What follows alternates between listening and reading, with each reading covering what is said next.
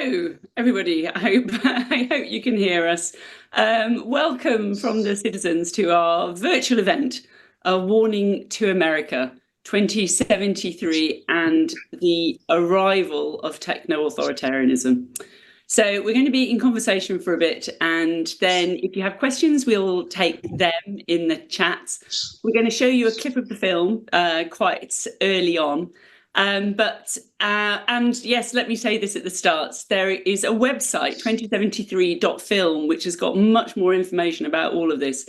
But let me introduce this amazing panel that we have here.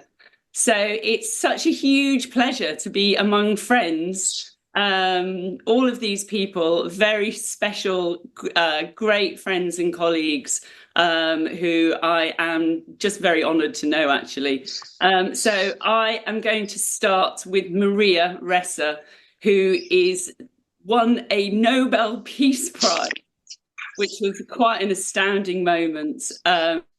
She is a former CNN bureau chief. She set up a very innovative news website in the Philippines, Rappler. And as some of you might know, she came under incredible attack from 2016 when President Duterte came to power and singled her out.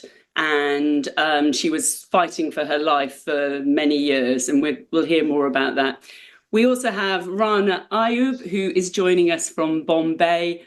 Rana is an incredible investigative journalist who has done remarkable work, has gone undercover, deep investigations into corruption, and many of the people she investigated are very close to Modi.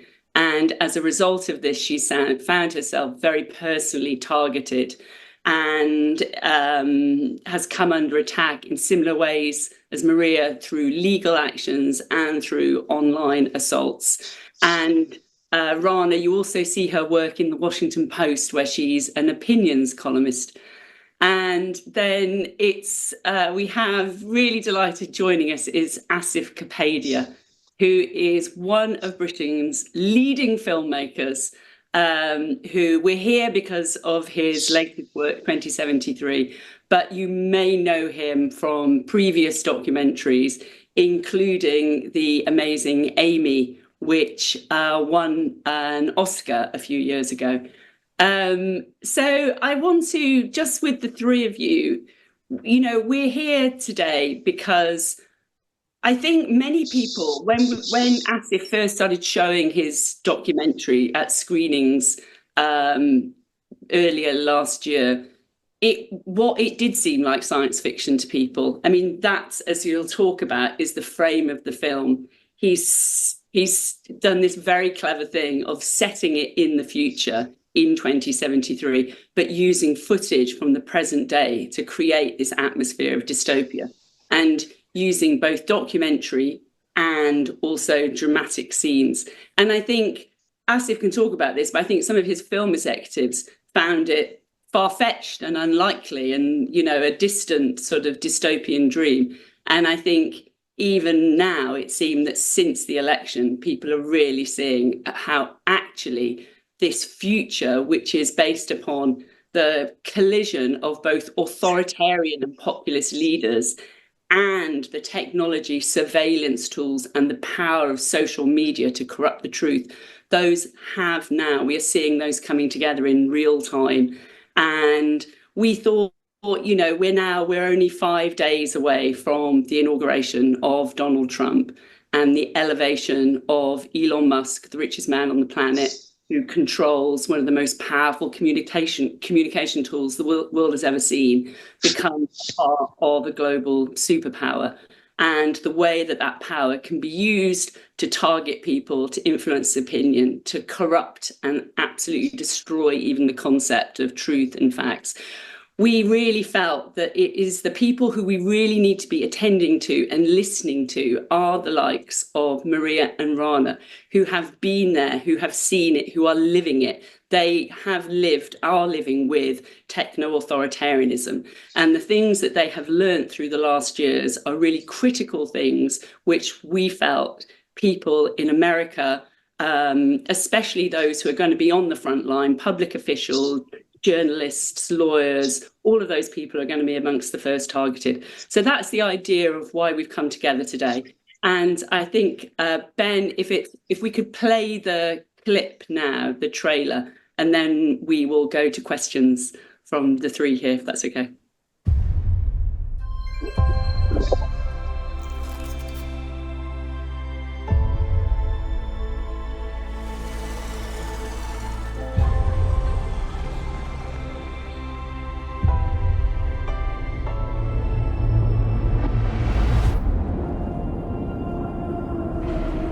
I hope someone finds this. The event wasn't just one thing. It was a slow creep. No one said or did anything to stop them. It's our memory they want to wipe out.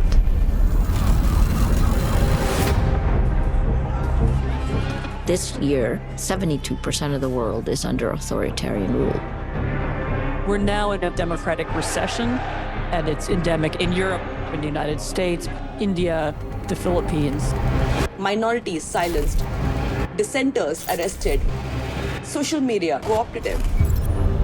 We are worth more when we are addicted, polarized, and disinformed than if we are living, breathing, free citizens.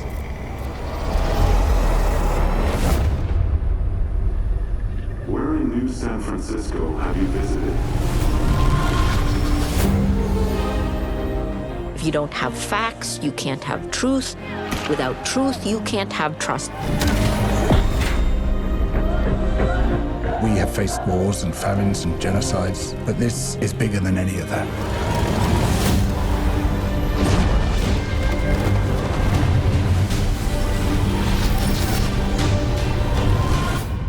It's too late for me. It may not be too late for you.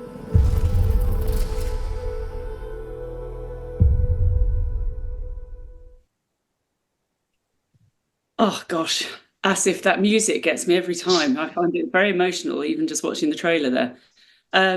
Maria, can I kick off with you? I think I messaged you shortly after the Trump's victory, and the thing that you said so clearly, which sort of really sticks with me, which is it just happened so fast. And I think to explain to the audience, so in 2016, Rodrigo Duterte took power. It was interesting. It was just before Brexit happened. And Maria, can you just explain what happened next and how the Philippines went from, a sort of vibrant democratic state to something else? I mean, it's really simple because you're seeing it. It's happened all around the world now.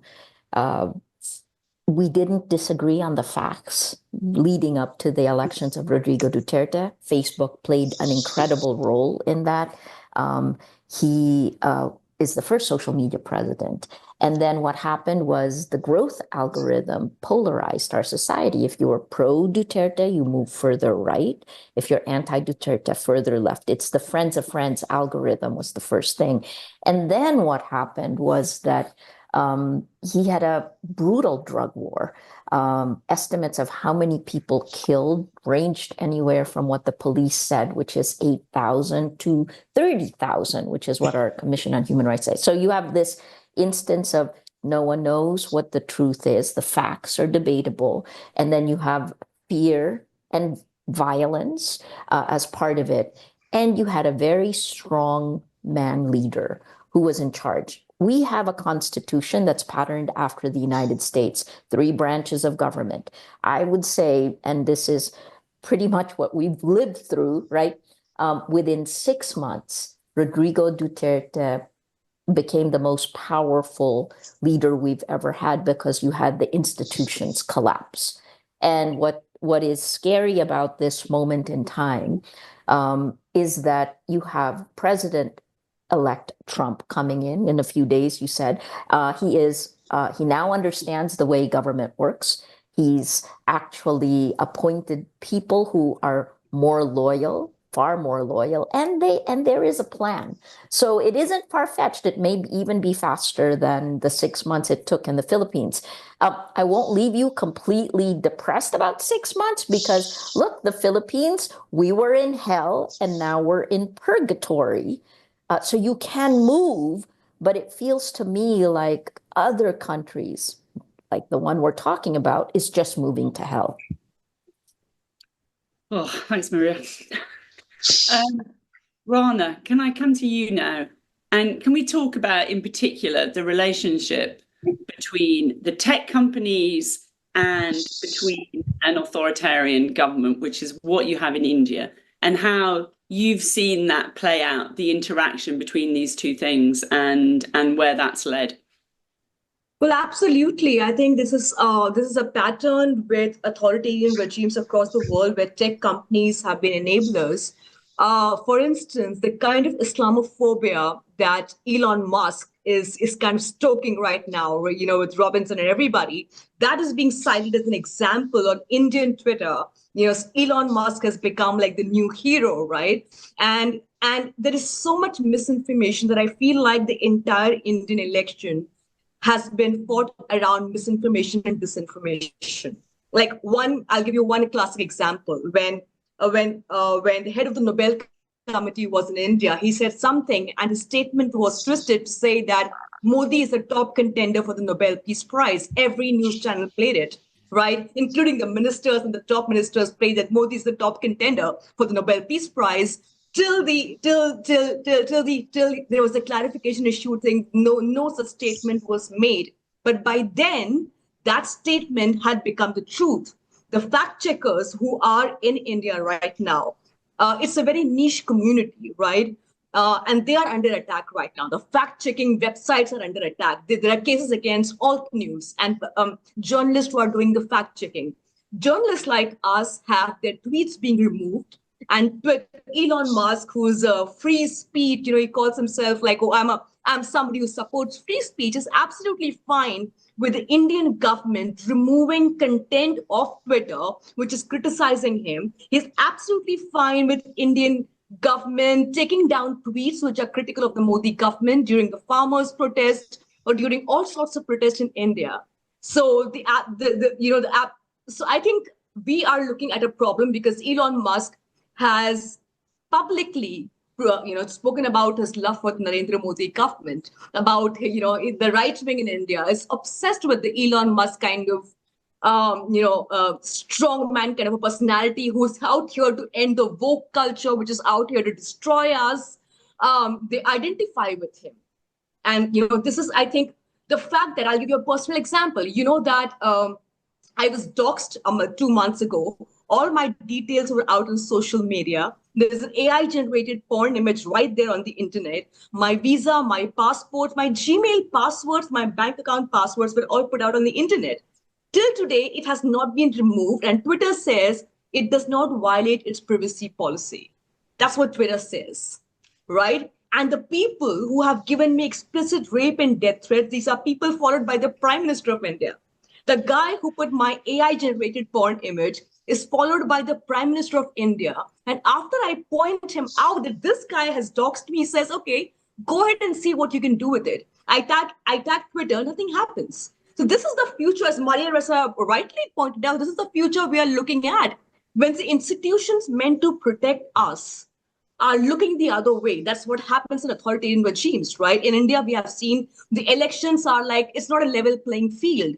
The various institutions that are meant to safeguard the world's largest democracy have collapsed. And with technology companies, tech companies, now completely prostrating before these authoritarian leaders, we are looking at a very, very bleak future ahead. Thanks, Rana. So, Asif, I want to go to you now, because this film was a long time in the planning.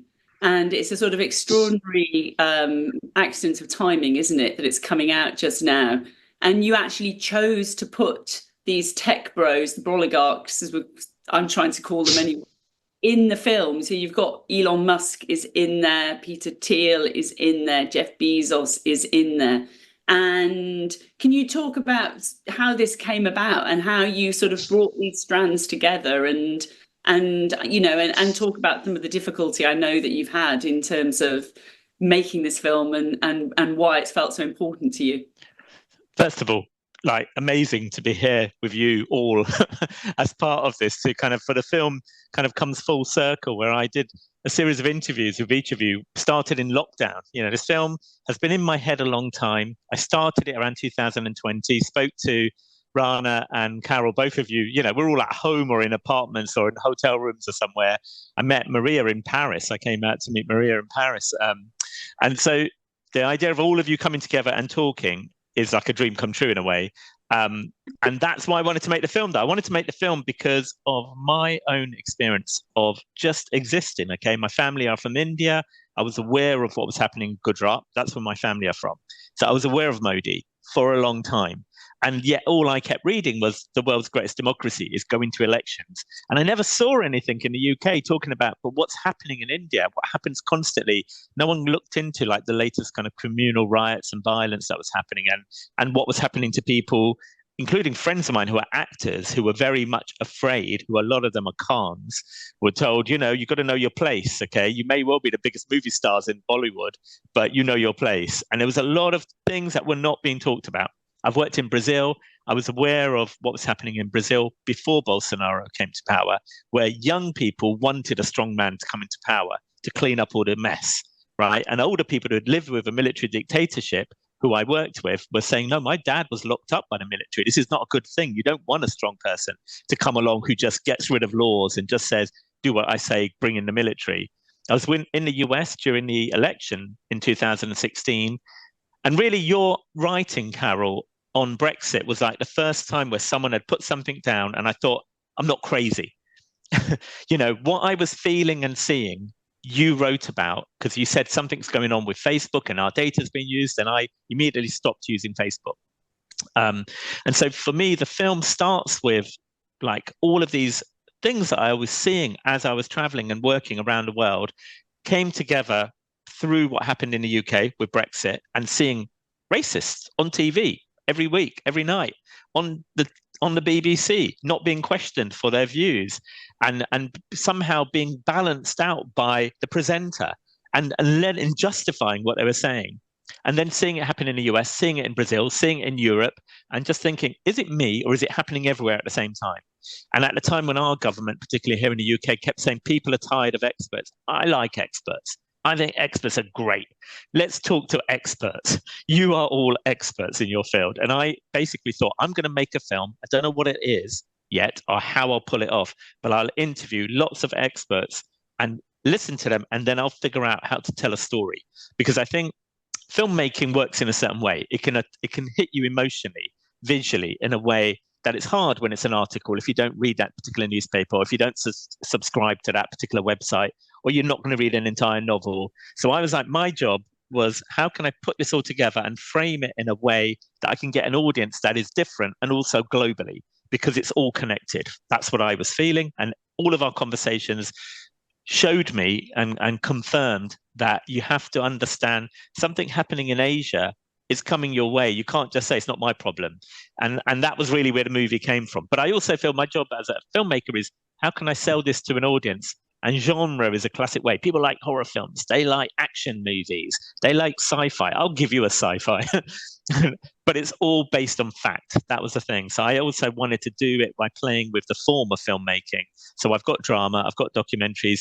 People think it's a horror film when they watch it, but it's all based on truth. It's a horror we are living. And we came up with this kind of term that came out of one of the people I interviewed, Douglas Rushkoff, the event.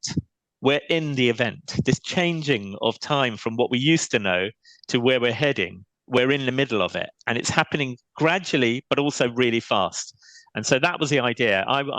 My job was to kind of bring all of you together into a movie, and people may know Maria, or they may know Rana, but they may not know someone, Carole, or they may not know all of you. And my job was, how can I use you all in a way to kind of spread the word so more people are aware of what's going on and to see the links between us all.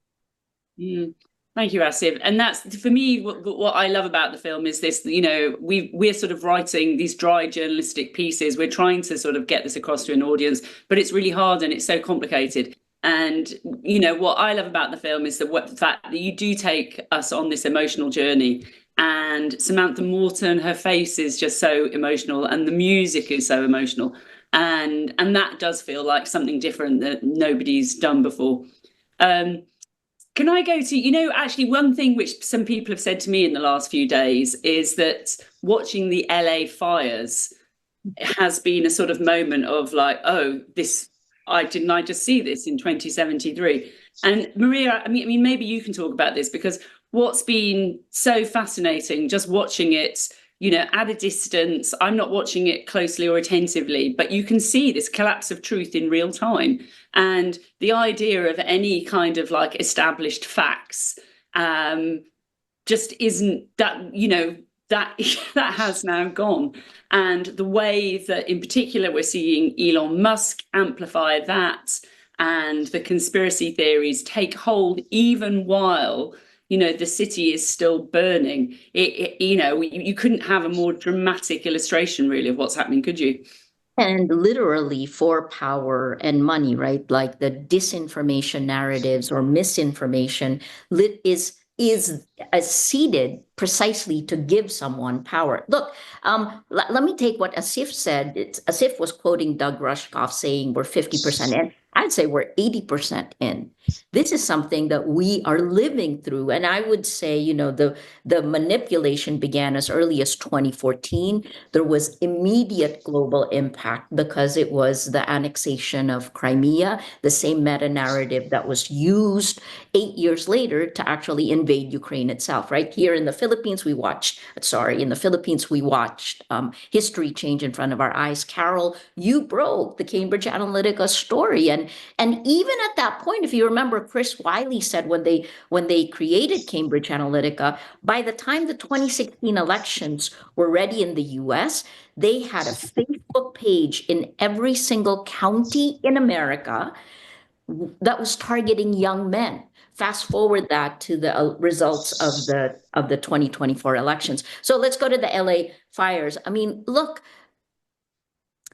people's lives, this is something we've lived through in the Philippines because we have an average of 20 typhoons every year.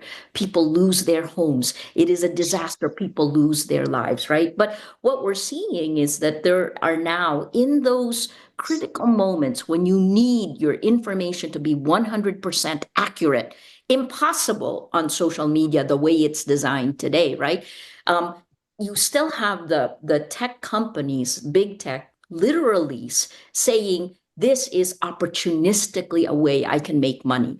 These platforms have moved from being a tool of connection into weapons of mass behavioral engineering. And that's partly what you see in the film, but they're not neutral. They're sophisticated systems that are designed to exploit our deepest psychological vulnerabilities. They monetize outrage and hate. They amplify divisions and systematically erode our capacity for nuanced thinking and empathy, which is what you need in a disaster, right? And the irony, of course, is that fires, the LA fires, are connected to climate change, which is one of the facts that isn't a fact. And then you go right back to this, the business model of tech, big tech, surveillance capitalism, again, we know this from Shoshana Zuboff, is built on this fundamental betrayal of human dignity. Data privacy is a myth. AI and algorithms have cloned and manipulated us. And I think, as we look at these fires and you look at how the firefighters and the California governor, Gavin Newsom, it was exacerbated and made worse, significantly worse, by influencers, and I'm going to put rabbit ears, and far-right influencers that were using it to attack those who literally have to get the work done, and yet have to spend time, which in moments like that can mean the difference between life and death. Dealing with disinformation, right? This is only one of those, anyway, not to be so bleak about it, but that is this moment that shows you everything wrong. And of course, what happened right in time for that was Mark Zuckerberg's announcement that he would throw facts out the window, that profit would win, and a new kind of content moderation. Well, never use those words anymore now because it could be used politically. But now you can, these harmful practices that what you lived through, Rana, what Carole lived through, what I lived through, where free speech is used to pound you to silence. I've been told to chill out a little bit. I'm chilling out. Literally can pound you to silence and make you believe things you shouldn't believe. Here's the last part. There's a great book. I'm teaching disinformation at Columbia University this semester, and a great book by Dan Ariely. It's called Misbelief. He doesn't come at it from tech or information. He comes at it from the way you feel, from people, from sociology. And he says anything that is a stressful instance, something that's unplanned stress that you cannot explain, that you then become far more vulnerable to believing conspiracy theories than at any other time. We're living through these stressful moments. And of course, there's no better moment than the pandemic that sets the stage for where we are today. Mm-hmm. Thanks, Maria. Just a little reminder, if you've got questions, do put them in the chat and we're going to try and get to them. Rana, I want to come to you. There's somebody else who's in the film, Anne Applebaum, who, recently published this book, Autocracy Inc., which is such a clear sort of explanation of the way that these autocrats and authoritarians across the world are all networked together, are supporting each other, are copying each other, are sort of supplying resource. And I was really struck, Rana, because when I spoke to you after the Trump election, you said that it had already got worse. It had already made Modi and his supporters, had given them permission, it felt like, to act even more aggressively. And I just wondered if you could talk about that, this sort of the idea that this playbook is something which is copied and leapfrogs from place to place. And as it goes, sort of, it's always exponentially getting worse, really. Absolutely. It's not that Joe Biden was any better when it comes to when it came to kind of criticizing Narendra Modi. I mean, he gave the state, he made him the state guest. He gave state honors to Narendra Modi. But the thing is that with Joe Biden, the Modi-led dispensation feared that the committees in the US, which were speaking about democracy, which spoke about protecting the rights of religious minorities, at least there were reports like that would come out of the US, right? The US also came out with a report on the targeted killing of civilians, transnational killing of Indian critics in Canada. I mean, there were reports by the DOJ. The US also came out with multiple reports on the farmers' protest and the attack on the Muslim minorities in India. So the Modi government had been looking forward to a Trump administration simply because there's this major Trump, bonhomie between Trump and Modi. Modi has gone to Houston, said, vote for Trump. Trump has come to Gujarat, the home state of Narendra Modi, with Melania and Jared Kushner in the front row and saying that this is the man. These are two men who believe that they truly believe that the democracy is not the right thing, that majoritarianism is the right thing. And two leaders who are stoking victimhood in the majority community, who are stoking the fear of the other, right? Like the way Trump stokes the fear of the migrants, of people who are coming into the United States. Modi, despite the Hindu majority being in clear power, is stoking the fear of the Muslim invader. I mean, I'm in Mumbai, which is the financial capital of the country, right? Which is where we have Bollywood, the big business houses. And yesterday I was in a car and there was massive hoardings that said, the land is ours, the schools are ours. What are the outsiders doing here? What are the Rohingyas doing here? What are the Bangladeshis doing here? The Rohingyas and Bangladeshis are a dog whistle for Muslims, right? And now how do we get in tech? this kind of message also goes on social media. On Facebook, for instance, in India, we have mob lynching on the accusations of eating beef. That mob lynching is now being live streamed on Facebook. And the guy who is like literally the top vigilante or cow terrorist, as we call them, has got this gold, I don't think they get a gold membership from Facebook. I don't know, gold button, right? There's got a gold button from Facebook. And there's a report that says that Facebook is monetizing these videos, promoting these videos in which a Muslim man is being mob lynched live on camera on Facebook with no checks and balances. The entire angst against Indian Muslims, so to say. I think one of the major factors has been Facebook, WhatsApp, Instagram. These are the places where hatred is stoked, where fake news is weaponized against the Muslim minorities. They're taking over your schools. They're taking over your resources. They're taking over your education. They're taking over the money. They're taking over your religious sites, right? Every day you hear fake news about, oh, this mosque has a temple beneath it. These are people, well-meaning people are believing this because the thing is, Maria often points out, has pointed out in the past, that when you repeat a lie 1,000 times, right, it ends up becoming truth for people. You know, you're being bombarded with it. So I think with Trump coming to power, I think everybody thought that Modi receiving a reduced majority would kind of dent his popularity. I don't see that. I'm very cynical. I think we are ready for. I don't think India should think of a future where we are going to have a free and fair election, free and fair operational democracy. And with Trump in power, there are a lot of Indian dissidents, Indian critics who said possibly the powerful countries in the world could keep a check and balance. But with Trump in power, what kind of check and balance are we really looking at? We are looking at a bonhomie of a bromance between all the dictators, with tech imperialism also. So I think at the receiving end will be those people, critics, journalists, and the minorities. And I think journalists are already seeing that. Some of the best journalists in India are either independent journalists or are behind bars or are being killed. There was one journalist who was killed 2 weeks ago in India. So I think, again, I really think that Asif's film has come at probably, it's realistic. It's not been dystopian. That future that he talks about in 2073 is almost here upon us. Trump is it's just right. It just feels so sudden, but it's right here.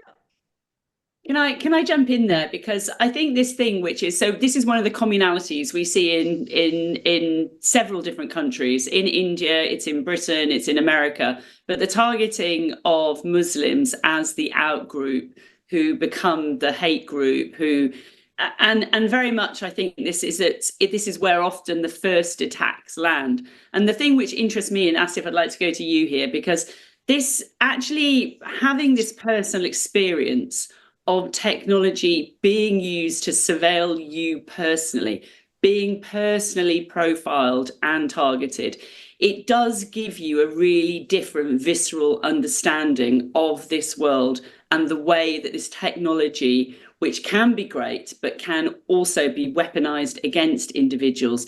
And you have got this background, of you've actually lived with this experience, haven't you, for more than a decade now? Can you just sort of talk about that and how that experience led you also into your understanding of this subject? Yeah, sure. I mean, I can talk about it because, it happened, and most people, you think you're just being paranoid. But what happened in my case is it was confirmed to me. I was in the US, I was in New York, I was working on a film. I was there for meetings.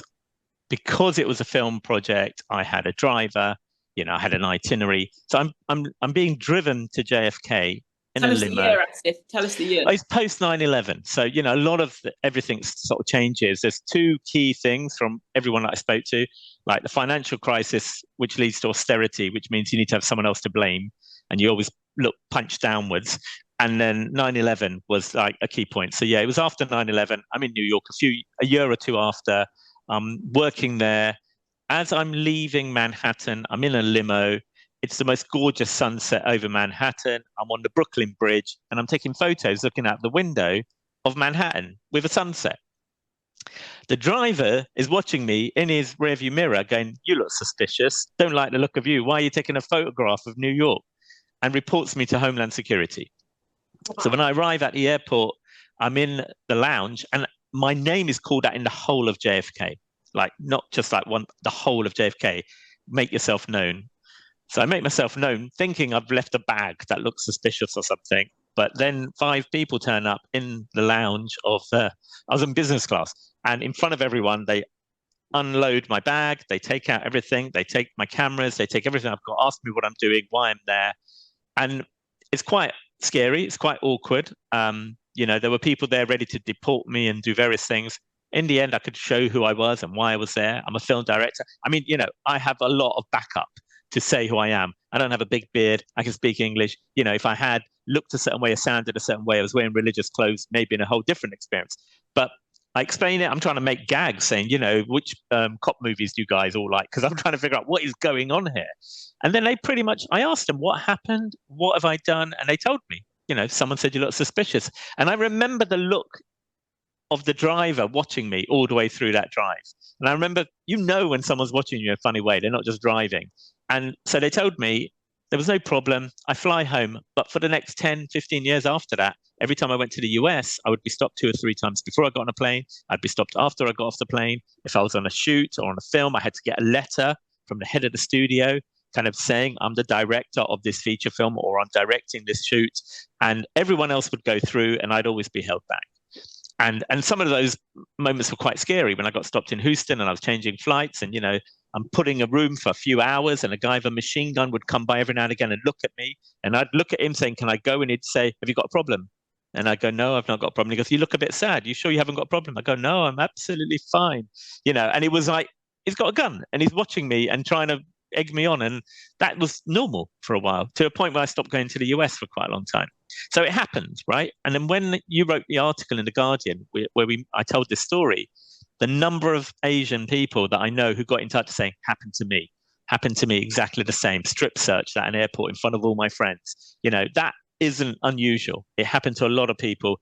And so that all is how things and surveillance have changed post 9/11, is that everyone's on a watch list unless you can prove you're not a terrorist. And so, that is something that a lot of people have lived with. And then when you see it happening more and more and getting closer and closer, you recognize it. You know what's going on. You know what it's like. You know how it can be used against you. And of course, everyone says, well, if you haven't done anything wrong, no one would have stopped you. Well, actually, I didn't do anything wrong.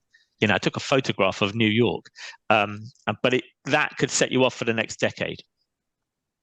And you wouldn't even know. That's the other thing, isn't it? Is that if you get profiled in some way, if the algorithm says no, you're not necessarily going to know why you're on the list. And actually, that's what comes across so well in the film, isn't it? That Samantha Morton in this case is the one who is targeted. But that? I mean, Is it wanted to use all of this in a film in a way, but this idea if you don't know what you've done, that's illegal, or it can be backdated, as many of you will have experience of, right? And it can be, did you sign a particular petition? Or, was it a particular book that you read? Or was it because you went on that march and people photographed everyone on that particular march? And now it's illegal to do that, which we witnessed a lot happening in this country as well, where people were saying certain marches, you're not allowed to do that. Other marches are fine, but you can't be protesting about that, but you can protest about that. And this is all a part of this strange world that we're living in, which day by day becomes more and more kind of dystopian and confusing. And you are aware that your freedom is being lost day by day. And just to jump in there, so the questions which Samantha Morton is asked, in fact, you saw a bit in the trailer there of like, where you come from, these questions. And Asif, you said to me that those were actually taken from interrogations of Uyghur people in China. Is that right? They're re-education questions of the Uyghurs in China. Yeah. So we actually have the list and they're kind of well known. And we use them as kind of questions that you hear during the film. And then she herself ends up being interrogated. Yeah. So I think, listen, one of the key things about what we wanted to try and do here is that it's not just enough to warn people of like, shit is coming down the line, people are going to get targeted, this is going to be really bad. The whole point is that Maria and Rana, you two have shown incredible resilience in still standing, still surviving, still fighting onwards.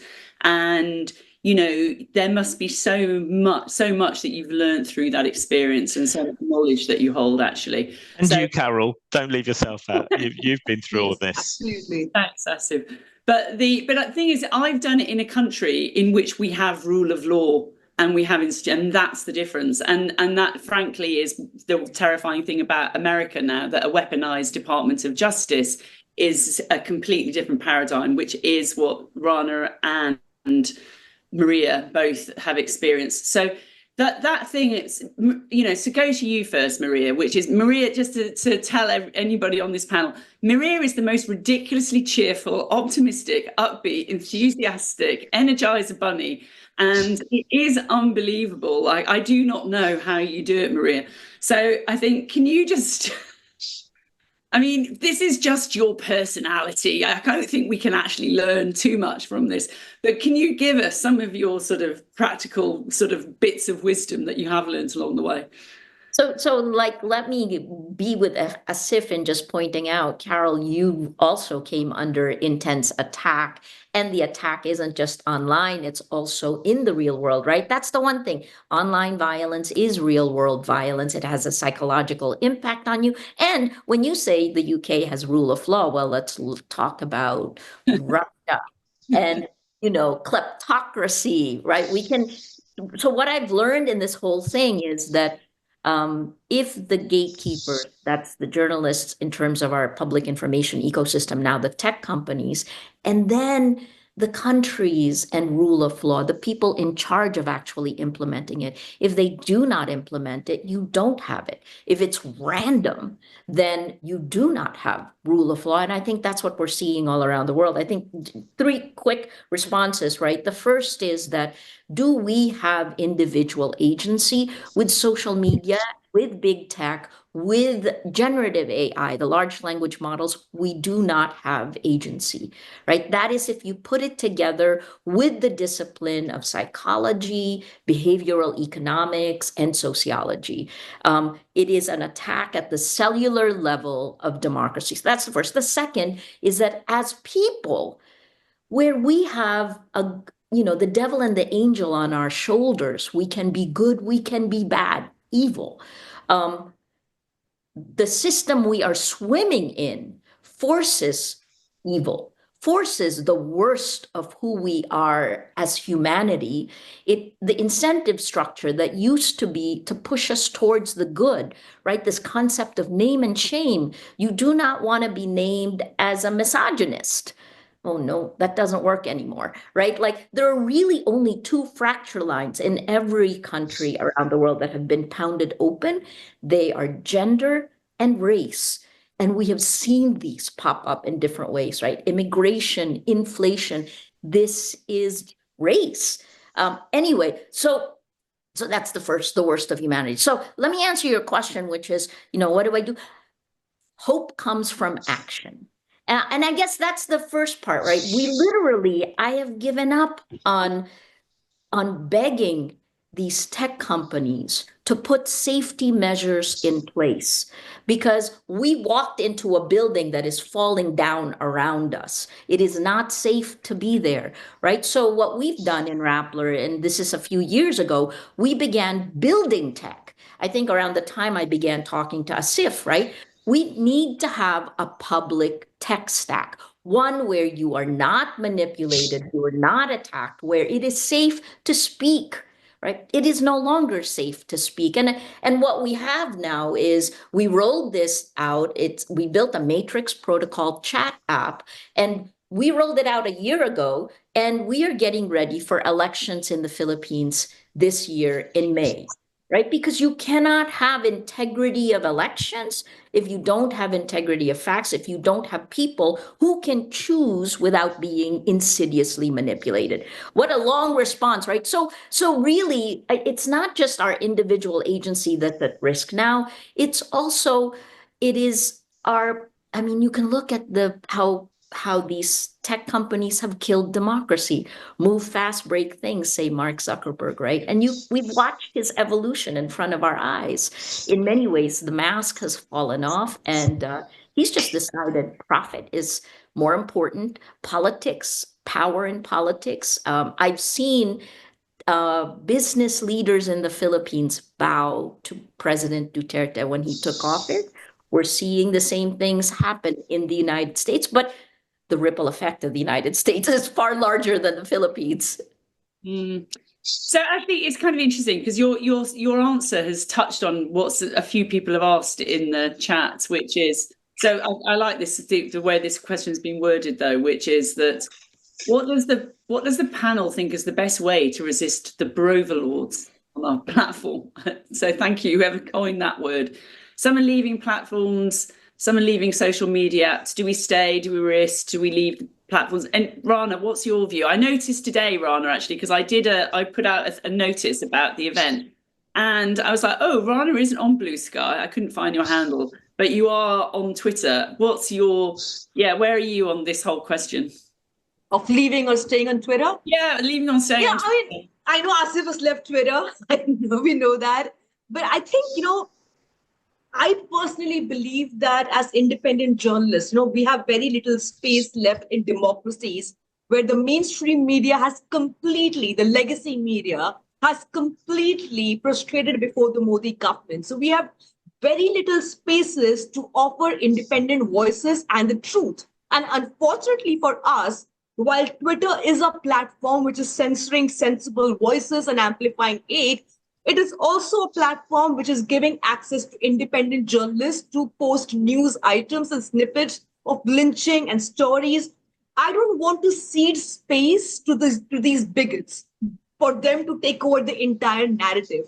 I don't know if I'm doing the right thing or the wrong, but I feel like I need to stay and do my bit in just putting out the stories that I report, because there are very, very few platforms left.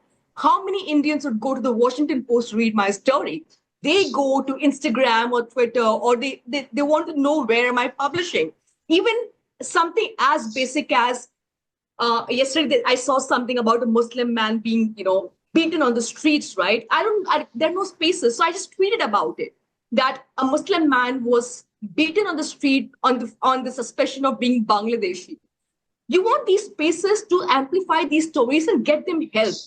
And also to for the world to know what is happening in India, right? Because there is no way for the world to understand what is happening in the world's largest democracy, because outside of India, we still think, oh, this is Gandhi's land. They don't know what has happened to Gandhi's land. And we have to use the social media to that, to amplify the real truth about India.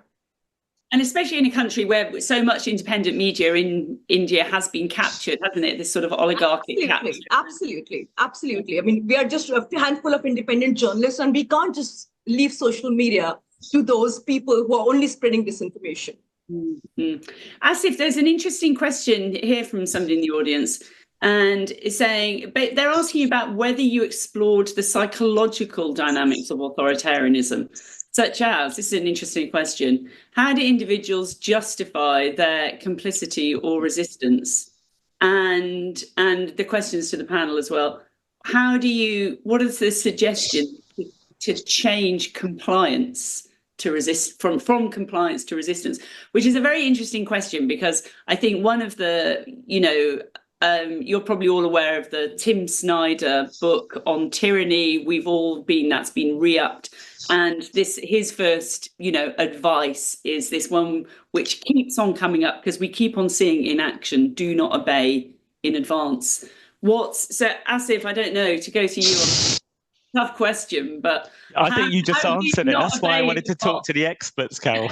How do you not obey in advance? You've not obeyed in advance. You've disobeyed. You've disobeyed Hollywood, which told you should be making some blockbuster. And why are you making them? So you decided not. I've always disobeyed in my own way. I've always been. I come from a sort of background of Hackney boy, working class, not from private school. Didn't go to Oxbridge. Didn't come from the arts, and so any film is like fighting a sort of establishment or a structure, and so I've always been interested in stories about outsiders in a way, or people fighting a system. So for me, making the film is my attempt, okay? And then really the idea for making the film genuinely was to get people together to have these discussions, to talk about it. And here we are talking kind of to a global audience about the issues. And until we talk about the issues and understand them, we won't come up with a solution. And trying to kind of let people know these are some of the people. See, there's some of the amazing people that I think you should know about and read up about. In terms of that specific one, I don't even know where to start on that. Carole, I'm going to hand that one back to you. You tell me the answer. I'm going to go to Maria, actually, because I think this question, because the question, so there are roles for certain people to do certain things. Journalist can journalist write in this, and there's things that people, but what about ordinary people? So in the Philippines, when Duterte came to power and it became very terrifying, you saw people getting targeted, the institutions were crumbling. What is the role of citizens here, of ordinary people? What can they do? What should they be doing? Standing up, right? Because the battle is now in your court. I think in the old world, you can say the journalists are going to do it. There's this funny, that quote of, oh my gosh, I can't remember his name, but in the Philippines, they came for the journalists. We don't know what happened next, right? But on social media, in the virtual world, you are specifically targeted. So the question is, what are you going to do? And I think we journalists, certainly the people in this Zoom, I feel like Sisyphus and Cassandra combined. I think I've been jumping up and down since 2016 when I saw it. It was like that Joseph Conrad, Heart of Darkness, saw it. And Asif had his moment, Carole had her, and Rana had their moments. We lived through it. And we're still doing our best. I think that's the key part, right? In each of your area, in each of our areas of influence, how can we prevent what this train wreck from happening? We still have a small window of opportunity, but we can't do this alone. It is every single person on social media. If you talk Facebook, 3.2 billion accounts on Facebook.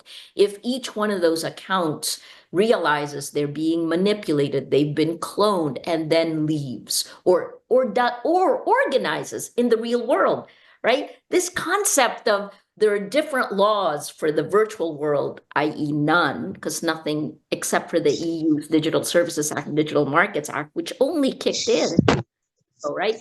It's the least regulated industry globally. And yet here we are, there's only one person living in the physical world and in the virtual world. We're being manipulated in the virtual world to change the way we act in the real world. So get your agency back, reclaim your rights, organize in the real world. That's what we've seen succeed. Poland, that's where the women and the youth came together and kicked out a sitting government, right? Other countries like that. I'm going to go to you briefly, Rana, and then because I'm conscious of the time. But can we, Rana, how, you've come under such attack, and I know it's been really, really tough at times, and you've felt very sort of isolated and targeted. Were there ways that people were able to help you during this? And are there ways that you can see people in India reclaiming that space and reclaiming that agency that Maria talks about?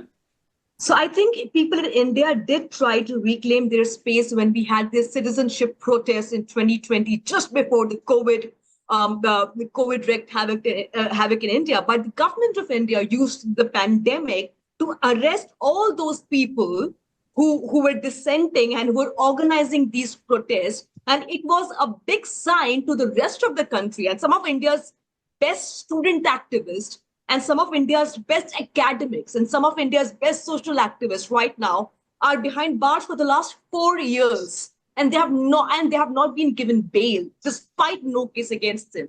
The common public, a lot of them, and Maria was saying, we're talking about galvanizing. I feel it's very unjust on all of us that there's so much burden placed on our shoulder that you need to do this and you need to do that, despite all the cases against you, despite everything against you. The common public wants to stay apolitical in India. One, because they want to steer clear of any controversy, because you have a government which is looking for the smallest sign of rebellion to kind of throw you behind bars or act against you. I don't think that consolidation is happening anytime soon in India because of the draconian measures being used by the Indian government. but it is the need of the hour. You have to push back. And that's the only solution we have right now. I've got a problem because I've been sitting in Parliament at the moment because I'm running off to another panel. And this is the division bell going, which is to call the MPs in. But then maybe, this is going to be the backdrop for my last question, which is this, the whole point about 2073 is it's almost too late, but it's not too late. So can I just go round and do your, what's your one thing? What's your one takeaway that you're going to tell people? Maria?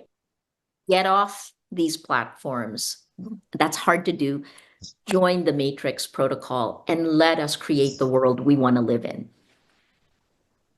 And Rana? The only way to kind of, you have to, disinformation and misinformation is not just the job to kind of, solve this problem. Is not just the job of a handiwork of journalists and activists. You need to do that actively yourself within your family, within your, close friends and circuits on your WhatsApp groups. I think you have to start from there.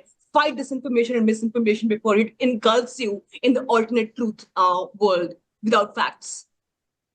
Brilliant. And Asif, what about, I know you hate telling people what to do, but what should they do? Come on. But I concur with everyone's just said, but also the key thing for me from every screening I've done is we're the grown-ups. We have to do something about it. I really don't like it when I keep hearing the next generation, they're great.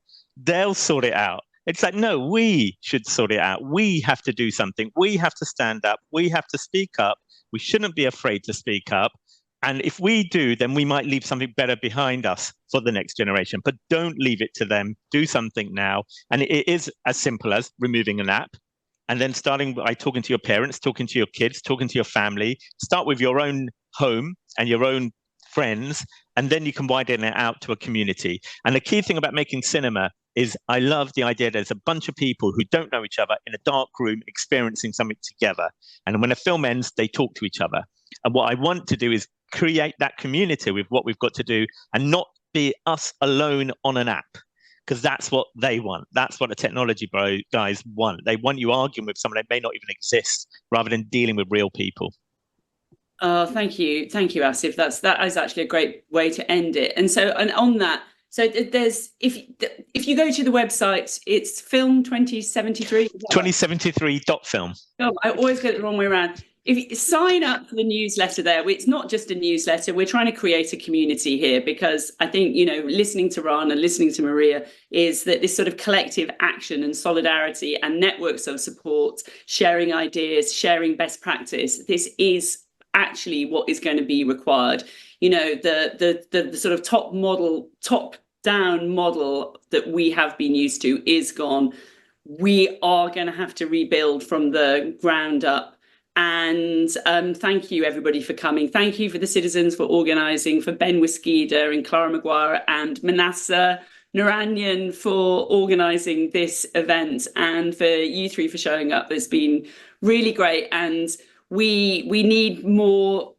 We need to come together more to start. With Maria and Rana, we work on a citizens project called the Real Facebook Oversight Board, and it's really thinking about that. Came out of how do we hold the tech platforms to account. We're in a far worse position than we were when we started that project in 2020. So we need to regroup as well, don't we? Anyway, and thank you, Carole, for all that you're doing in the fighting the good fight. Rana.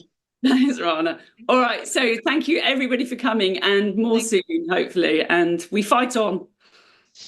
Thank you, everyone. Bye.